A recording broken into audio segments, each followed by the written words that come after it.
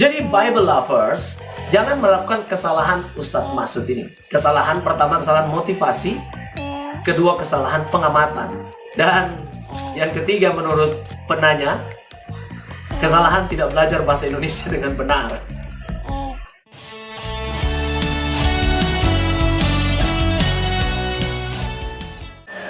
Shalom Bible lovers. Masih hangat dalam pembicaraan di YouTube tentang debat terbaru yang dilaksanakan oleh AWF antara Pendeta Muriwali dan Ustadz Masud. Dalam bagian itu, dalam perdebatan mereka, ada satu bagian yang membahas tentang teks di dalam Markus tentang minum racun. Jadi Ustadz Masud ini menggunakan teks itu untuk menyerang bahwa Alkitab itu tidak asli atau Alkitab itu tidak benar. Jadi dia menggunakan teks itu, dan ada bagian yang lucu atau bagian yang menggelikan menurut saya di dalam satu momen. Nah, ini momennya. Ya, disebutkan tanda-tanda ini menyertai orang yang percaya. Anda percaya apa enggak? Saya percaya. Nah, berarti Anda siap minum racun. Saya juga mau tanya, kalau itu adalah perintah Tuhan untuk Bapak, Tuhannya Bapak, apakah Bapak berani juga melakukannya? Tanda-tanda ini menyertai orang yang percaya. Allahnya Bapak itu menyuruh kamu bisa minum racun, Bapak percaya atau tidak? Sebentar. Saya mau tanya dulu itu. Pak, harus clear juga. Kalau ada perintah dari Allah, saya minum racun. Sama, saya juga. Nah, ada perintah. Tanda-tanda Karena ini. saya percaya dia berkuasa. Kalau saya mati, itu juga coba sesuai dengan perhatikan kehendak semua ya. Tanda-tanda ini menyertai orang yang percaya. Berarti Anda sudah percaya, ayo minum racun maut. Anda jangan munafik. Gimana? Anda sudah percaya apa belum? Ayo. Anda sudah percaya atau belum? Baca ayat ini. Ayo. Loh, bukan berita. Tanda-tanda ini mempercayai orang yang percaya. Ayo. Iya, itu hanya tanda, Pak. Loh, ya Tanda apa? itu bukan perintah. Nggak ada kalimat perintah. Berarti Anda belum percaya. Bukan masalah belum percaya. Nggak paham Alkitab. Bapak yang tidak paham terhadap Alkitab. Tanda-tanda ini menyertai orang-orang yang percaya. Itu kalimat perintah atau bukan? Coba Bapak belajar bahasa Indonesia baik-baik. Saya mau kasih tahu. Coba. Belajar bahasa Indonesia baik. Itu kalimat perintah atau kalimat apa? Tanda-tanda ini adalah orang timur. Ya, boh? Terus gimana? Itu Anda orang timur apa bukan? Tanda-tanda ini adalah orang timur. Berarti kan jelas. Perintah atau bukan? Bukan, tapi kan jelas tandanya. Kalau bukan perintah. Tanda-tanda ini adalah orang yang percaya Yesus sebagai Tuhan. Minum racun. Loh, Pak, itu perintah atau bukan? Saya tanya lagi. Perintah atau bukan? Baik, kita berarti identitasnya. Berarti Bapak harus kembali lihat bahasa Indonesia dengan baik. Loh, membuat Anda yang tidak paham. Contohnya gini. Pertanyaan. Tanda-tanda ini, nah, tampak sebagai orang tanda-tandanya. Tanda-tanda orang yang beriman. Saya tanya sama Bapak. Nah. Itu tanda atau perintah? Itu kalimat. Loh, apa? tanda. Kalau tanda berarti Perintah atau melekat. bukan? Berarti Anda nggak ngerti bahasa Indonesia. Yang Bapak namanya yang tidak tanda itu melekat pada diri Tapi Anda. kita harus belajar lagi buat kalimat yang benar ya. Bahaya gini kalau buat kalimat tanda-tanda lalu bilang ini, perintah. ayo coba. Oke, saya. Anda namanya siapa? Baik, sudah. Sebentar. Anda namanya siapa? Nama saya tadi Trust. Siapa? Trust. Tanda-tanda teras adalah gemuk. Ya, betul. Jangan. Ya. Tanda-tanda. Memang dalam beberapa naskah kuno, bagian akhir dari Markus ini tidak ada. Sehingga banyak yang berkata bahwa ini hanya bagian tambahan saja. Tetapi ada satu keyakinan saya mengenai pengkanonan, bahwa Roh Kudus menuntun para bapak-bapak gereja dalam mengumpulkan kitab-kitab ini, sehingga bagian terakhir ini pun dimasukkan. Sehingga ini masih ada di dalam pimpinan Roh Kudus. Itu argumentasi pertama saya. Tetapi kemudian, kalau kita coba memperhatikan isi dari nats itu sama sekali tidak bertentangan dengan bagian-bagian yang lain dalam Alkitab. Sebentar kita akan membahas tentang apa saja di dalam sejarah yang telah terjadi sehubungan dengan nats ini. Tetapi kalau kita coba perhatikan apa yang dilakukan oleh Ustadz Masud, seperti yang dilakukan oleh banyak penafsir Muslim lainnya. Mereka mengkritisi Alkitab, tetapi ada kesalahan yang mereka buat. Pertama, mereka berangkat dari motivasi yang salah dalam mempelajari Alkitab. Motivasinya hanya satu, ingin menyerang atau ingin mencari kesalahan Alkitab itu sendiri. Lalu yang kedua, mereka mengabaikan banyak hal di dalam teks itu. Mereka sama sekali tidak mengamati teks dengan cermat. Dan itu masalah di dalam mempelajari Alkitab.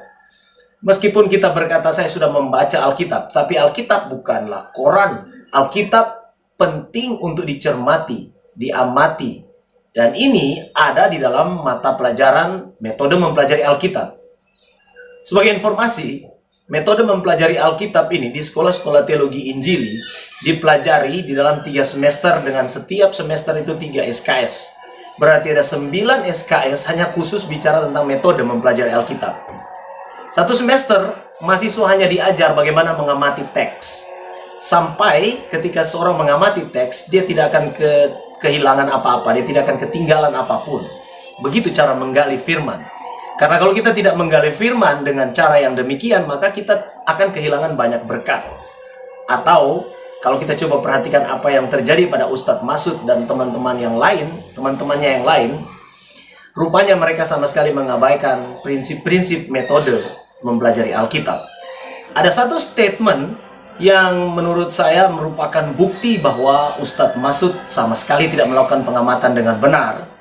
Bahkan dia sempat disuruh untuk belajar lagi bahasa Indonesia oleh penanya, adalah ketika dia menyuruh dan berkata bahwa itu adalah perintah meminum racun. Ini adalah bukti bahwa dia sama sekali tidak melakukan pengamatan dengan cermat. Karena tidak ada perintah di sana. Di situ dikatakan, tanda-tanda ini akan menyertai.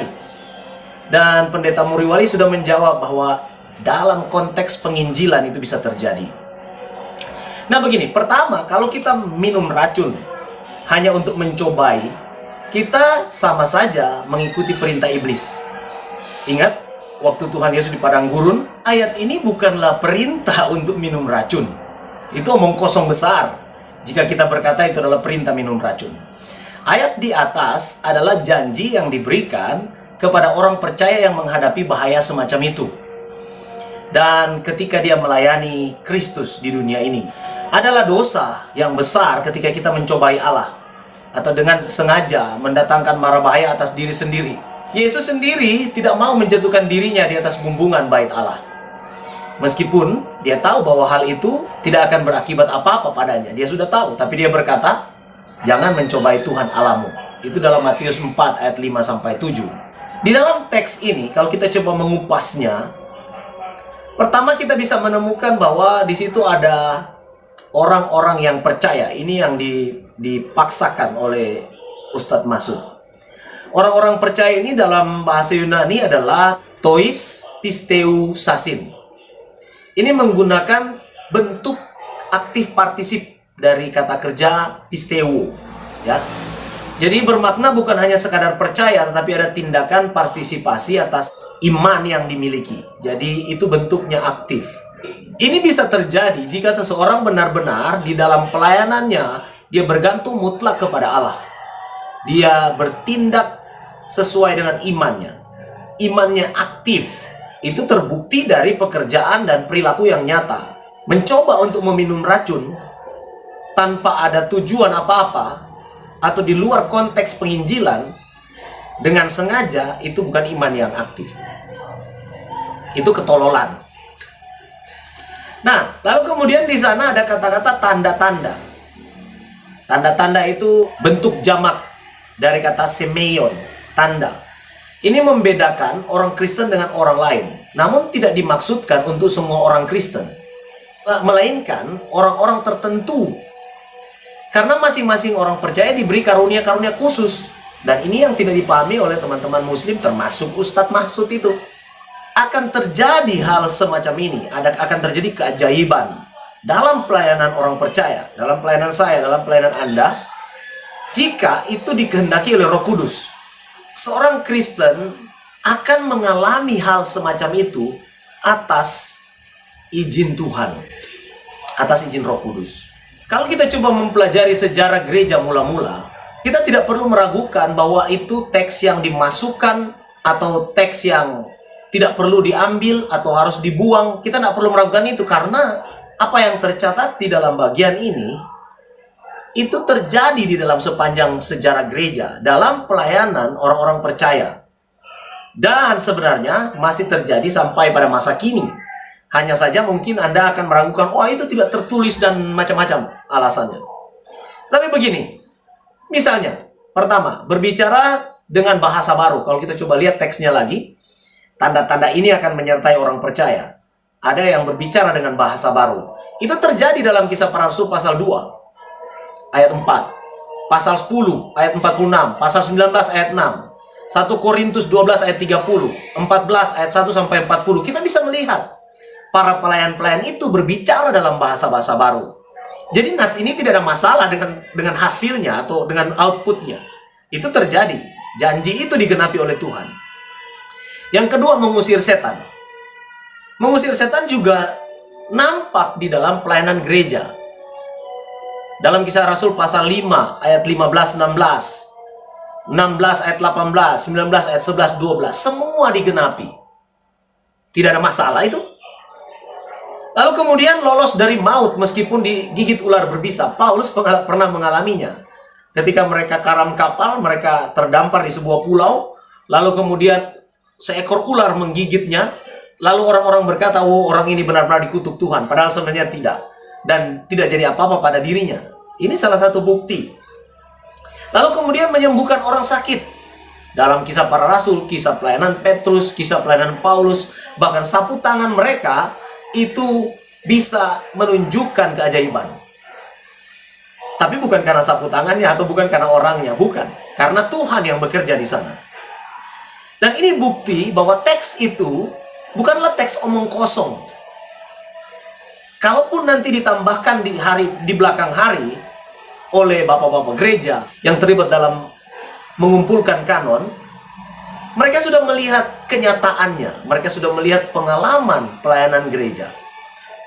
Jadi Bible lovers, jika kita menggunakan nats ini untuk menyerang Alkitab dan berkata Alkitab tidak asli, saya kira itu sama sekali tidak tepat. Dan jangan melakukan kesalahan Ustadz Masud ini.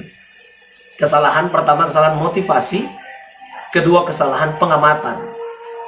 Dan yang ketiga, menurut penanya, kesalahan tidak belajar bahasa Indonesia dengan benar. Saya kira itu dulu hari ini. Sampai jumpa di waktu mendatang. Saya Peter Sungkudon. Tuhan Yesus memberkati.